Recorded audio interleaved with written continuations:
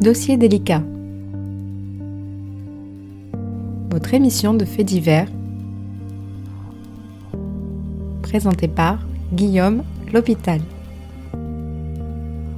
Bonjour à toutes et à tous et bienvenue dans Dossier délicat. Aujourd'hui, je vais vous parler de Louise Michel, cette militante féministe et révolutionnaire née en 1830 des amours d'une servante et d'un châtelain. Elle reçoit une éducation moderne, elle deviendra institutrice et fondera une école gratuite et mixte, une nouveauté à l'époque. Puis elle partira enseigner à Paris, où elle y rencontrera des révolutionnaires, des militants qui veulent tout changer dans la société. Elle s'engagera aussi en politique et défendra les droits des ouvriers et des femmes, qu'elle encourage à travailler. Elle déclare « Notre place dans l'humanité ne doit pas être mendiée, mais prise ». Louise Michel est née au château de Vroncourt, en Haute-Marne, le 29 mai 1830, parfois appelée aussi Clémence Louise Michel. Elle est la fille naturelle de la servante Marianne Michel et d'un père inconnu, vraisemblablement le fils du châtelain Laurent de Mailly. À la suite de sa naissance, de Mailly est éloignée du château, tandis que Louise y est élevée près de sa mère et dans la famille des parents du châtelain. Jusqu'à ses 20 ans, Louise porte le patronyme de son grand-père, Étienne Charles de Mailly, qui fut sous l'Ancien Régime avocat au Parlement de Paris et qui descendait d'une famille de la noblesse de robe remontant au XVIIe siècle. Il lui donne le goût d'une culture classique où domine l'héritage des Lumières, notamment Voltaire et Jean-Jacques Rousseau. Elle reçoit une instruction solide, une éducation libérale et semble avoir été heureuse, faisant preuve, très jeune, d'un tempérament altruiste. En 1850, à 20 ans donc, la mort des grands-parents de Mailly marque la fin de son appartenance au milieu social aisé de ses protecteurs. Dotée par eux d'un petit pécule, Louise et sa mère doivent quitter le château, mis en vente par la veuve et les enfants légitimes de Laurent de Mailly. Jusqu'alors connue à Vroncourt comme Mademoiselle de Mailly, Louise doit abandonner ce nom pour prendre celui de sa mère. L'année suivante, à partir de 1851, elle poursuit des études à Chaumont, en Haute-Marne, où elle obtient le brevet de capacité permettant d'exercer la profession de sous-maîtresse, on dirait institutrice aujourd'hui.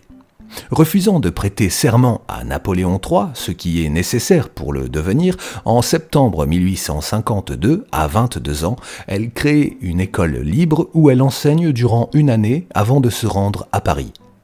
Pendant les 15 ans qui suivent, elle poursuit avec passion son activité d'enseignante. Elle trouve à son arrivée une place de sous-maîtresse dans le 10e arrondissement. Pour préparer les épreuves du baccalauréat, elle suit les cours d'instruction populaire de la rue Hautefeuille, dirigés par les républicains Jules Favre et Eugène Pelletan, qui élargissent son horizon politique. De plus, elle écrit des poèmes sous le pseudonyme de Enjolras, devient sociétaire de l'Union des poètes en 1862 à 32 ans, et aurait probablement aimé vivre de sa plume si l'époque le lui avait permis. Elle entretient une correspondance commencée en 1850 avec Victor Hugo, l'écrivain et le républicain le plus célèbre et le plus respecté de l'époque, et lui adresse quelques poèmes. Leur correspondance durera 29 ans. Progressivement introduite dans les milieux révolutionnaires à la fin de l'Empire, elle collabore à des journaux d'opposition comme Le Cri du Peuple. En 1869, âgée de 39 ans, elle est secrétaire de la Société démocratique de moralisation, ayant pour but d'aider les ouvrières. À cette époque, Louise Michel est blanquiste, c'est-à-dire adepte du mouvement révolutionnaire et républicain socialiste fondé par Auguste Blanqui. Blanqui affirmait que la révolution devait être le résultat d'une impulsion donnée par un petit groupe organisé de révolutionnaires qui donnerait le coup de main nécessaire à amener le peuple vers la révolution. Les révolutionnaires, arrivant ainsi au pouvoir, seraient chargés d'instaurer le nouveau système socialiste. Le Parti socialiste que nous connaissons encore aujourd'hui s'est largement inspiré des idées blanquistes. L'année suivante, en septembre 1870, après la chute du Second Empire, elle participe au comité de vigilance des citoyennes du 18e arrondissement de Paris, dont elle est élue présidente le 1er novembre. Elle rencontre Théophile Ferré, frère de Marie Ferré dont elle tombera passionnément amoureuse. Dans un Paris affamé par le siège, elle crée une cantine pour ses élèves. Selon une anecdote fameuse, quelques mois plus tard, le 22 janvier 1871, en habit de garde nationale, elle fait feu sur l'hôtel de ville lors d'une manifestation réprimée dans le sang. Propagandiste, garde au 61e bataillon de Montmartre, ambulancière et combattante, elle anime aussi le club de la Révolution. Les 17 et 18 mars, elle participe activement, armée, à l'affaire des canons de la garde nationale sur la butte Montmartre. Cet événement est une riposte des révolutionnaires parisiens due à la décision du gouvernement d'Adolphe Thiers de leur retirer leurs armes et leurs canons. En 24 heures, le gouvernement et les troupes régulières se replient sur Versailles et abandonnent la capitale aux insurgés. Ces 2 jours marquent le début de la Commune de Paris. On assiste à d'étonnantes manifestations. Femmes, enfants, gardes fédérés entourent les soldats qui fraternisent avec cette foule joyeuse et pacifique. Elle rencontre alors Georges Clemenceau, futur président du Conseil et qui, au moment des faits, est maire de Montmartre. Il tente alors une médiation. Louise Michel fait partie de l'aile révolutionnaire la plus radicale aux côtés des anarchistes et pense qu'il faut poursuivre l'offensive sur Versailles pour dissoudre le gouvernement d'Adolphe Thiers, qui n'a alors que peu de troupes. Elle est même volontaire pour se rendre seule à Versailles et tuer Thiers. Elle n'est pas suivie et le projet avorte.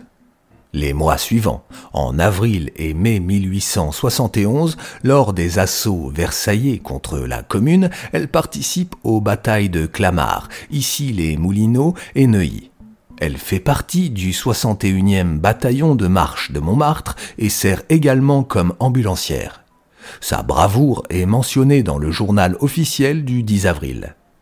Lors de la semaine dite sanglante, en mai, elle participe au combat de rue au cimetière de Montmartre, puis sur la barricade de Clignancourt. Le 24 mai, pour faire libérer sa mère, elle se rend. Louise Michel est détenue au camp de Satory près de Versailles, puis à la prison des Chantiers et, à partir du 15 juin, à la maison de correction de Versailles. Elle assiste alors aux exécutions et voit mourir ses amis, parmi lesquels Théophile Ferré, exécuté avec l'ancien ministre de la guerre de la Commune, Louis Rossel, auquel elle fait parvenir un poème d'adieu, Les œillets rouges. Le mois suivant, le 28 juin, elle est interrogée pour la première fois par le Conseil de guerre. Louise Michel déclare devant ses juges « Ce que je réclame de vous, c'est le poteau de Satory où déjà sont tombés nos frères. Il faut me retrancher de la société. On vous dit de le faire. Eh bien, on a raison. Puisqu'il semble que tout cœur qui bat pour la liberté n'a droit aujourd'hui qu'à un peu de plomb, j'en réclame ma part, moi aussi. » Elle revendique les crimes et délits dont on l'accuse et réclame la mort au tribunal. « Si vous n'êtes pas des lâches, tuez-moi, dit-elle, alors que la plupart des accusés cherchent à sauver leur tête en minimisant leurs actions. Le lendemain, elle fait la une de tous les journaux. En hommage, Victor Hugo lui dédie un poème intitulé « Viro-Major » qui jouera un grand rôle dans sa postérité.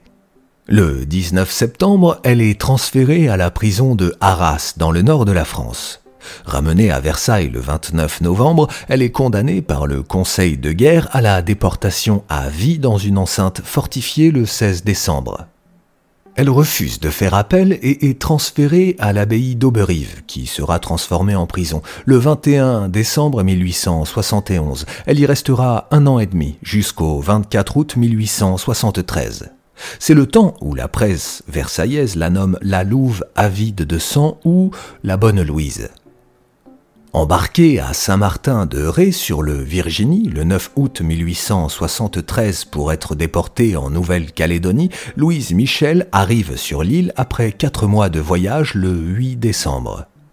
À bord, elle fait la connaissance de Henri Rochefort, célèbre polémiste, et de Nathalie Lemel, elle aussi grande animatrice de la Commune. C'est sans doute au contact de cette dernière que Louise Michel deviendra anarchiste. Elle restera 7 années en Nouvelle-Calédonie, refusant de bénéficier d'un autre régime que celui des hommes ou d'une grâce individuelle. Elle crée le journal Petites Affiches de la Nouvelle-Calédonie. Elle apprend une langue kanak. Elle édite en 1885 Légendes et chansons de gestes kanak. S'intéressant aux langues kanak et dans sa recherche de ce que pourrait être une langue universelle, elle cherche à instruire les autochtones kanak et elle prend leur défense lors de leur révolte de 1878.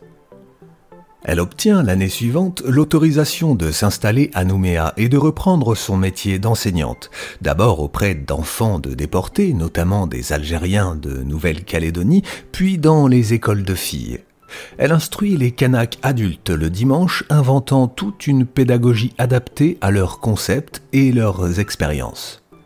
7 ans après son arrivée en Nouvelle-Calédonie, par décision du 8 mai 1879, sa peine est commuée en déportation simple à 10 ans de bannissement à partir du 3 juin 1879, avant une remise du reste de sa peine par décision du 16 décembre 1879.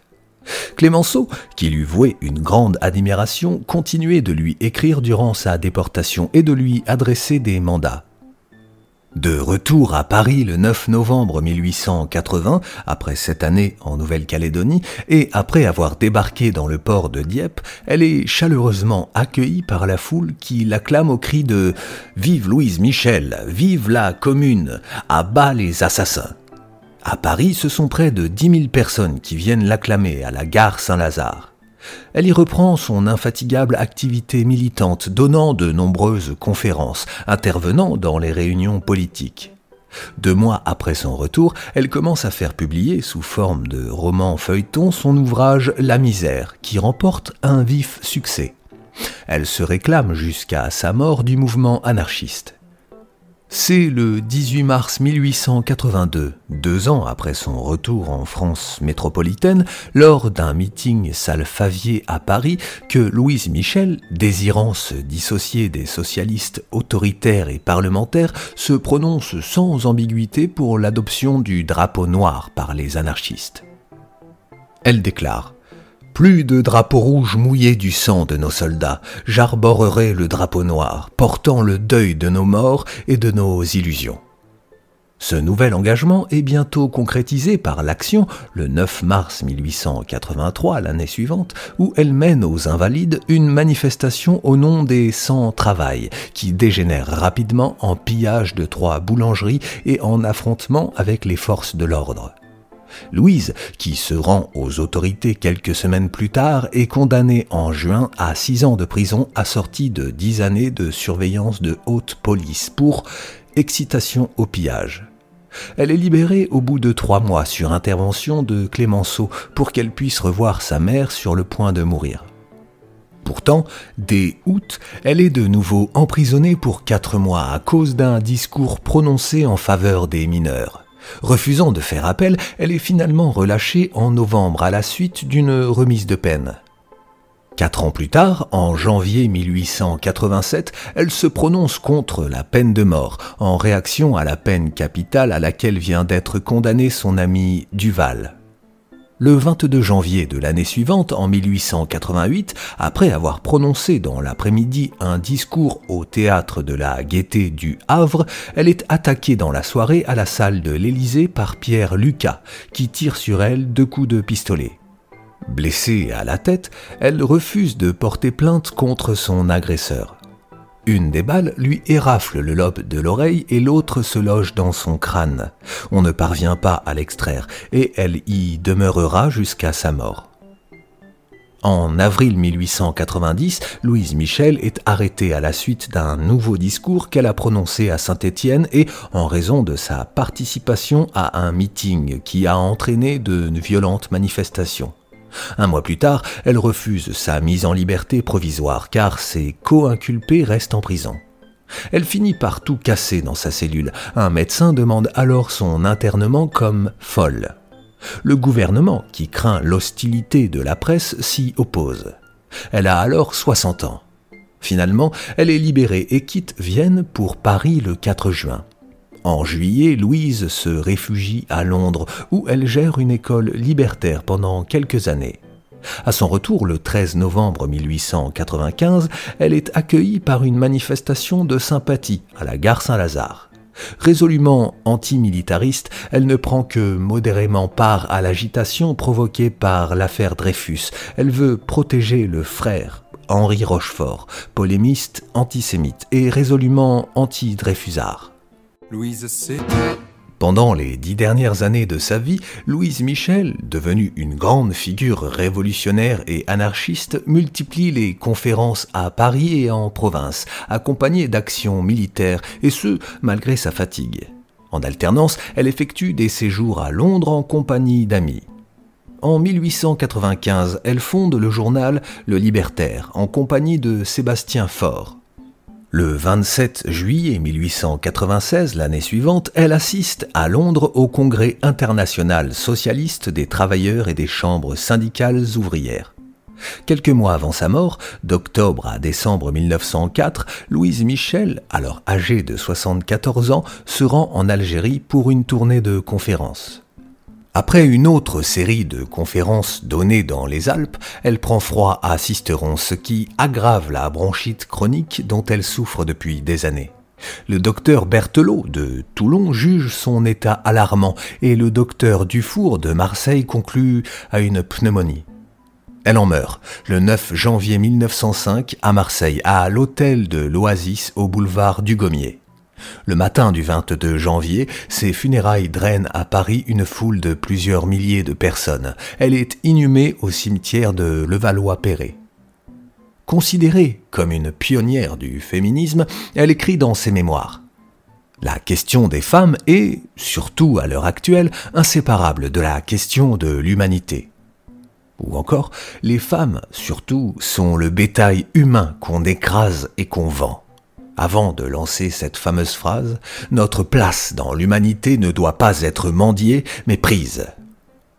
Même si nous connaissons Louise Michel en tant que combattante et militante acharnée, nous ne savons finalement que très peu de choses sur sa vie privée. Surnommée par Verlaine la Vierge Rouge, en rapport avec sa proximité platonique avec Victor Hugo, nous lui savons ou supposons un amour avec Théophile Ferré. Louise Michel aimait les femmes. Nous lui savons des compagnonnages féminins avec Paul Minck et Nathalie Lemel, et il y avait sa longue relation avec Charlotte Vauvel, qu'elle nomme sa compagne depuis 15 ans à la fin de sa vie. À son enterrement, c'est Séverine, libertaire et féministe, qui prononce l'éloge funèbre. Elle dira: dans notre langage d'aujourd'hui, nous imaginerions facilement une relation homosexuelle, mais Louise Michel était souvent critiquée pour son comportement plutôt qualifié de puritain. Ses positions sur les relations hommes-femmes sont connues. Elle dira par exemple: si l'égalité entre les deux sexes était reconnue, ce serait une fameuse brèche dans la bêtise humaine. En attendant, la femme est toujours, comme le disait le vieux Molière, le potage de l'homme. Le sexe fort descend jusqu'à flatter l'autre en le qualifiant de beau sexe. Il y a fichtre longtemps que nous avons fait justice de cette force-là, et nous sommes pas mal de révoltés. Ne comprenons pas qu'on s'occupe davantage des sexes que de la couleur de peau. Jamais je n'ai compris qu'il y eut un sexe pour lequel on chercha à atrophier l'intelligence. Sur la prostitution, ses propos sont sans ambiguïté. Elle expliquera: il y a entre les propriétaires des maisons de prostitution échange de femmes, comme il y a échange de chevaux ou de bœufs entre agriculteurs. Ce sont des troupeaux. Le bétail humain est celui qui rapporte le plus. Si les grands négociants dans les marchés de femmes qui parcourent l'Europe pour leurs négoces étaient chacun au bout d'une corde, ce n'est pas moi qui irai la couper.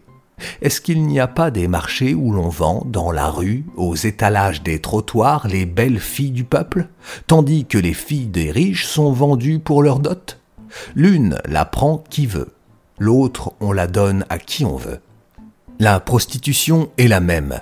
Esclave et le prolétaire, esclave entre tous et la femme du prolétaire. Franc-maçonne assumée, c'est le 13 septembre 1904 qu'elle est invitée à la loge Fraternité Universelle pour y prononcer une conférence de réception. Lors de cette réunion, elle est cooptée, les membres de la loge s'estimant honorés par son acquiescement à leur offre d'adhésion. Elle est initiée en même temps que sa compagne Charlotte Vauvel et Henri Jacob. Le lendemain de cette initiation, le 14 septembre, Louise Michel tient une conférence devant la loge Diderot de la même obédience sur le thème « La femme et la franc-maçonnerie », qui commence par ces mots. « Il y a longtemps que j'aurais été des vôtres si j'eusse connu l'existence de loges mixtes, mais je croyais que, pour entrer dans un milieu maçonnique, il fallait être un homme. » Elle y déclare aussi « Le pouvoir abétit les hommes, aussi devons-nous non point le conquérir ou nous l'arracher entre hommes et femmes, mais l'éliminer de la société en faisant de celle-ci une grande famille libre, égalitaire et fraternelle, selon la belle devise maçonnique. Et ceci sur la commune. Les hommes de la commune étaient individuellement énergiques, d'une grande valeur. Membres de la commune, ils ne furent pas à la hauteur de leurs tâches. De tous les personnages de la commune, elle restera la première femme à avoir triomphé de la conspiration du silence et de l'oubli. Combattante, oratrice née, éducatrice, poète, accusée transformant les tribunaux en véritables tribunes, elle est l'une des références pour toutes les révolutionnaires d'idéologies diverses depuis la fin du XIXe siècle jusqu'à nos jours. J'ai écrit cette histoire avec l'outil Internet. J'espère qu'elle vous aura plu. Je vous souhaite une très belle semaine et je vous dis à lundi prochain.